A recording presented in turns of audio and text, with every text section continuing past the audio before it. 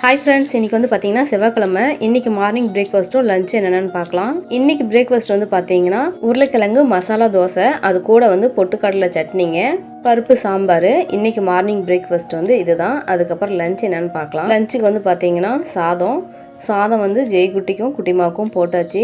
அது கூட வந்து உருளைக்கிழங்கு பொரியல். ஜெய்குட்டி வந்து உருளைக்கிழங்கு பொரியல் நல்லா விரும்பி சாப்பிடுவாங்க.